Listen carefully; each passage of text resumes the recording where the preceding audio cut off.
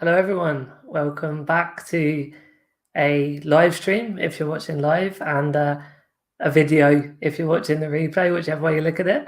And I'm excited to present today a new format, which I'm really planning to go forward with. As you remember, well, first of all, Purple Goat was launched mid-April. So looking back on the year, a very significant moment was setting up this disability marketing agency. Lot been going on behind the scenes, very exciting and lots of awesome progress. And then, yeah, the other big kind of amazing thing that happened this year was around the same time, very much because of lockdown, not going off to meetings in person, not doing as much, keynote talks on stage at conferences around the country and the world, and obviously not doing some of the accessible tourism work as well. All of that meant being at home, I was able to do a lot more stuff like the kind of live streams. And you'll remember the Daily Sib. So about 4 months every weekday, give or take. I think maybe it was 2 days I missed for other reasons, but essentially every weekday for about 4 months, I had a different guest on. And it was a really cool opportunity to showcase all sorts of amazing people doing all sorts of amazing different things. And I guess just to create conversation about the talent and the value that disabled people have. A lot of the people on the show had a disability.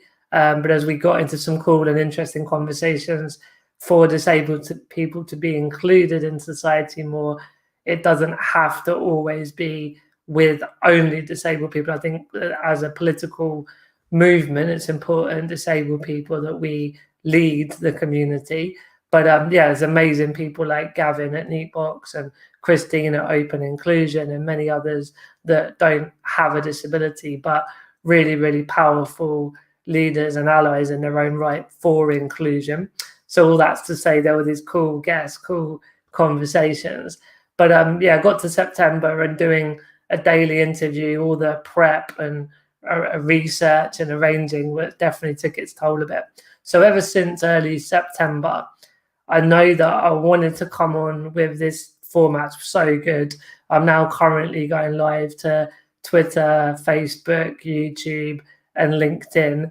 I can't get it to connect to Instagram, which is frustrating, but I'll have to look into that a little bit more at some other stage. But ultimately, like to be able to just go live for 10 minutes and well, I say 10 minutes, whatever length of time it happens to be. But I think the average of these new things that I'll come on to in a second will be about 10 minutes. But yeah, I wanted to do that. All sorts of things I want to talk about and share. Still want the possibility to have guests on at times as well. But really, it's just to raise awareness about disabled people, around inclusion of disabled people, about the responsibility from government, business, even charities to play their part in inclusion. So it's big mission to raise awareness, educate, all that good stuff. Sometimes, obviously, I want to be able to chat about some stuff going on at Purple Goat, but we've sort of been doing that a little bit when I'm joined every couple of weeks by Chris and Harriet, and we talk a little bit more about specifics of Purple Goat. But there's been this real desire in me to create more content that it's not about like what I'm doing every day as an individual just randomly, and it's not about the agency in a sort of out of context way. I think my point is it's about all of you guys that are watching this to know that whatever I'm creating content about, it's useful, that it's stuff that you're not just interested in, but it's going to make some positive difference to your life or your career and all that good stuff. So yesterday I had a couple of bits of inspiration. One was I was reading a book by Gary Vaynerchuk, and it was all about his Q&A show that he did a while back. And I guess it just solidified how the Q&A format can be really powerful for the reasons I just said before, that it's actually understanding what the viewers, what you guys really need and want, rather than just guessing, because that's been the other problem, that since September, I want to go live, I want to talk about stuff, but I don't know what's going on particularly in your worlds and what's going to make a bigger difference. So that definitely solidified the benefit of the sort of Q&A format. And so here we are, as you can see along the bottom, hashtag Ask Sibs has been born, episode 1, as it also says there, and I'll get onto the first question in a second. But when I did an experiment yesterday as to whether this would be useful, so on my Twitter, my personal Facebook account, I've got a sort of public page and the normal account, and it's still publicly available. But if you're interested, just make sure you find my actual one with the friends connection bit, not the likes on a page. But yeah, Twitter, Facebook, Instagram, and LinkedIn. And I just put a call out and said, if you could ask me anything about living life with my disability, spinal muscular atrophy, in terms of the medical side, any questions about independent living, so like wheelchairs, equipment, care support, funding, all of those sorts of things. Any questions around the barriers in society, so the sort of physical environmental barriers, the attitudinal discriminatory barriers, the policy and procedural barriers, basically how it is that society could do so much more to include people like me. And obviously with my experience and my background, I'm very willing to extrapolate some of these, what I go through as someone with a physical disability.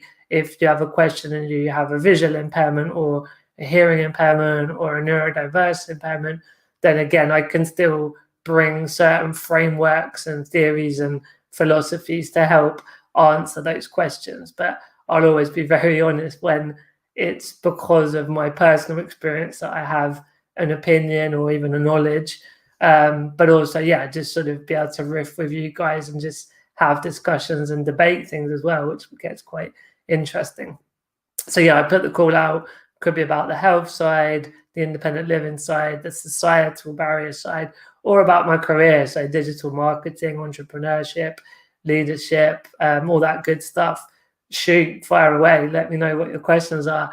And wow, I got a lot of questions. I think I've just about caught up because I answered them all in line in terms of type the answers back, but really cool and interesting questions. So what I'll do is I'll use some of those questions as early episodes to expand a bit more on in a speaking video version. But yeah, just to set the scene, really, it's really exciting to be able to finally know that I'm going to be able to do this cool live video stuff, which still stays on. As I mentioned before, you can watch the replay, use the Q&A side because I know it's going to give you more value, but at the same time get to just share stories and experiences as well as they come up, whether they've been today or this week, or like I just did an interview with George at the Disability Union and was chatting about how I went to Australia a long time ago when I was still at university. So whatever random stories and memories and experiences, it'll also just be quite nice, that whole nostalgic 2020, right? We've not been able to go far, so let's just riff on the old days and the good times. So yeah, that sets the scene. So on any of the social media platforms, use the hashtag AskSibs. You can also comment in line on the live stream as well, but make sure you use that hashtag AskSibs. I say following on from the Daily Sib, right? So let's get on to today's question. It wasn't a specific one that I got on my Q&A yesterday, but it is one that I know to be really important. And it's definitely one that people have asked me a lot over the years. So basically diving in, I've put, why are disabled people the largest minority and the least included, right? So let's start with the largest minority. First of all, we know that there's 14 million disabled people in the UK, 1.3 billion globally, and that equates to about 22% of any society, any community, any population, all that sort of stuff. Now, I could have come armed with the statistics of other minority groups and done the whole comparison, but to be really honest with you, I'm not in this game to sort of go one up on other minority groups. Like, I think in the end, we're all in it together, whether it's about race, gender, sexuality, all the different minority groups that are quite rightly, fighting for rights. we all need to have that same fight. And so there's actually something about being more unified, because in the end, it's about more compassion and communication and giving everybody fair representation. So that's the fundamental problem, is how government, business, society engage with minority groups, not about trying to score points between each other. But I think equally it's important to make that point that really when you look at the other groups, there is definitely more disabled people statistically than in those other groups. But I say it's not scoring points. So more to the point, least included. So to really break that down and understand that a little bit better, we come back to the social model, which is the thing I've been training and blogging and speaking about now, just literally consistently ever since I learned about it about 15 years ago or more. And it's the basic premise that although I have a physical impairment called spinal muscular atrophy, my impairment is called SMA, and that's why I've got a neuromuscular disability. That's why I have a wheelchair. That's why I have a care team. But I am more, inverted commas, disabled by the barriers of society. And those barriers are broken down into 3 areas: the environment, attitudes, and policies or procedures. So really, when we talk about being least included, it's why are buildings in the world still not got, say, wheelchair access? I say wheelchair access because, of course, if someone has a visual impairment or hearing impairment or the other types of disabilities that I'm fully massively, wanting representation for, it's not just about for me or for people with SMA or for people in wheelchairs, it's all disabled people. But using an example of my personal experience, why is it that buildings still have steps that mean I'm disabled? And then when there's a ramp bill or an elevator or a lift bill, I went a bit American there with elevator, but yeah, you get my point. When there's a way of getting me in my wheelchair into the building, I'm no longer disabled. I'm in to that point about least included. I'm then included. And of course, we look back over years, decades, generations, it's all got a lot better. But then again, there's still so many things that day to day, I can't get in certain houses, I can't get in certain, restaurants. Going on a plane is very difficult because I'm not allowed to stay in my wheelchair. So when we look at that first social model barrier of the physical environment, so we just say, why is there still barriers there? Second one being attitudinal. So that really speaks to stereotypes and discrimination. I can be going along in the street in my chair and someone sees me, and because of the media, because of government rhetoric over the years, they have this, I'm not saying everyone has this view, but there is a lot of misunderstanding of what it is to be disabled. So people presume I can't speak, so they speak to the person I'm with, which is very frustrating. They maybe think that, I have a bad life or a sad life, which, as you know me with my content, couldn't be further from the truth. I've got a very happy, fulfilled life. So again, there's a lack of inclusion because parts of society and indeed government, business, all the different bits that make up society have these barriers in terms of attitudes.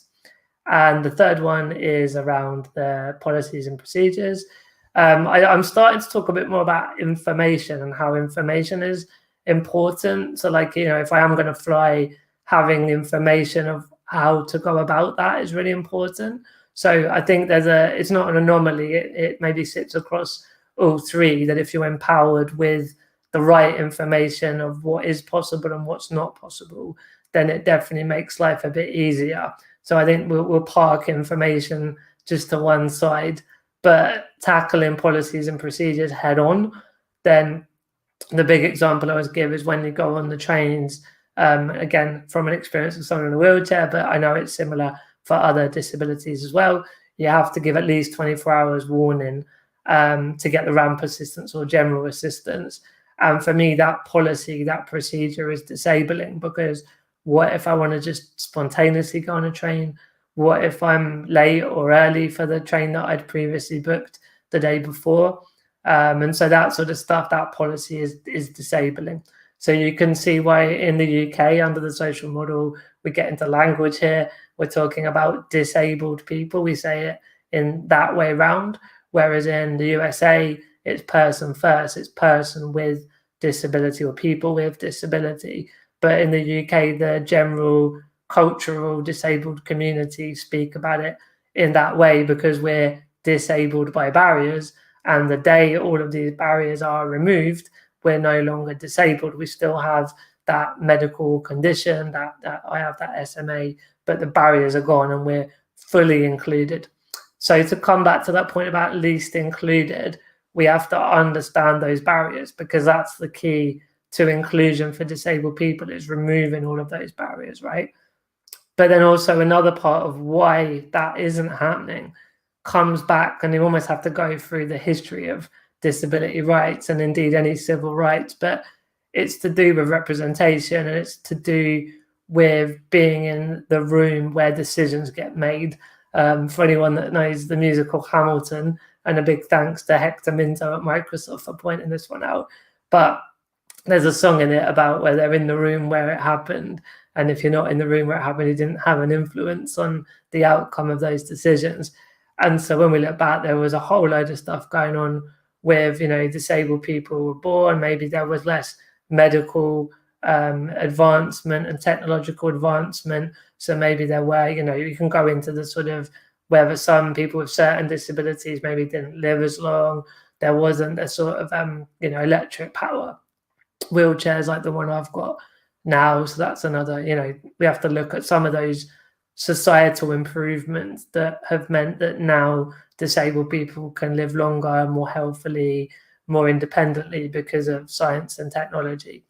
But overall, whatever the reasons were, there was a big stigma around disability culturally. It was a sort of shame on the family, and disabled people didn't really go to school, didn't have work opportunities, certainly weren't in place of influence in society. And of course, there's always anomalies of people that break the mold, but that was more the average. So then there was 70s and 80s. There was a big civil rights movement for disability rights, sort of independent living movement that came out of California. And it all culminated in about 1995 in the UK, at least, that we won the Disability Discrimination Act, and that gave the legislation to protect the rights of disabled people, which was obviously a massive positive landmark moment. I think when we look at media shift and cultural shift, the Paralympics and Olympics in London 2012 started to shift the narrative more through that sort of common day-to-day culture. And I think we've seen a lot more representation of disabled people in, on TV and films, and that's partly the legacy of the 2012 times. So yeah, in the end, I think we're now at a point where there is more representation in different parts of society, thanks to those battles and those milestones, but it's still not enough. And particularly when you look at how the government rolled out the COVID plan, when you look at most businesses rolling out new products and services, there's just no, I've talked the other day about user insights, there's just no getting disabled people in the room to speak about what our needs and wants are. And I think it's been said that disabled people are kind of like the poor cousin of the different diversity and equality groups. So as you see, things like this year have massively, and I'm really pleased to see, shifted with the Black Lives Matter movement for Black people. I think there's that sort of need, and you can't, obviously you wouldn't want to create a movement for disabled people, any group, the way that it happened because of that horrible George Floyd incident. But equally, that unity, that mobilization, that really having voices heard is what disabled people need to do. So coming back to the question, why are disabled people the largest minority and yet the least included? I think we've talked about how it's the largest group in terms of statistically, factually. We broke that down earlier on in the answer. I broke it down for you earlier in the answer. But in terms of why we're least included, it's about removing those barriers. But to do so, it's about having that voice and that representation. And I feel like with 2020, new decade, massive shift in the world with the pandemic, all the sort of home study, homework, home leisure, still need to protect the physical environment stuff out and about. But I just think all these new technologies and this sort of cultural volcano or cultural earthquake, if you like, this year does give opportunities. And so, yeah, I'm kind of sad that it's been such an oppressed, discriminative period of time for disabled people, but also really positive and optimistic that we've got the right tools to come together. And I also think the rest of society is waking up more to be more, compassionate and empathetic and include all types of people, partly because there's the business case, which is probably a question and answer for another day. But for all those sort of reasons, I think the world's more ready and open to include everybody, or at least I hope so. And I'll certainly be pushing forward a lot more to keep that banging that drum. So yeah, I think we went up, I said around 10 minutes, but that was always going to be longer today because I wanted to set the scene, the first 10 minutes of the actual, the Ask Sibs hashtag. And from now on, be using very much specific questions from you guys. So as I said, we've not had any lives. Miles has asked me how I'm doing, or what am I doing rather. So nice to see you, Miles. And yeah, I've just been live doing a little Q&A.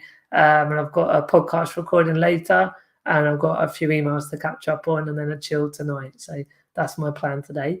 But in terms of, there was no live questions, but if you're watching the replay later, definitely get your questions in. I'd say do check out my post yesterday on Twitter, Facebook, Instagram, and LinkedIn, where there were loads and loads and loads of questions that I've semi-responded to, but I will repurpose going forward.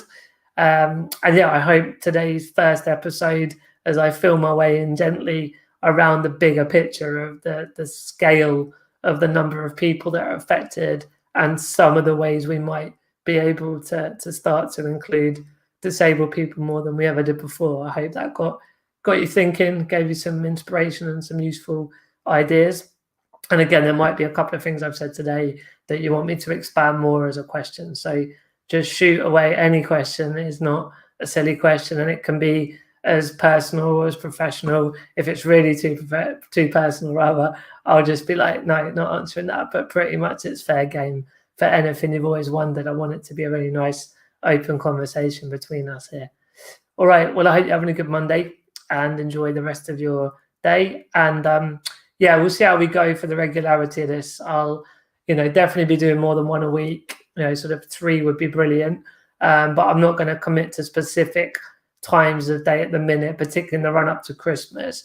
But I think definitely come January in the new year, it'll be good to get a rhythm of what day and what time I go live. So obviously those that want to join live can then engage more with me as I'm speaking. Kevin is saying thank you. Thank you back to you, Kevin. And well done again for that amazing aviation conference that you and the guys at Ozian did. And I was really proud to be involved as a keynote speaker as well. So good to see you on the live stream there, Kevin. All right. Well, that's a wrap. First episode of Ask Sibs. And I look forward to having your questions coming in the near future. Take care for now. Bye-bye.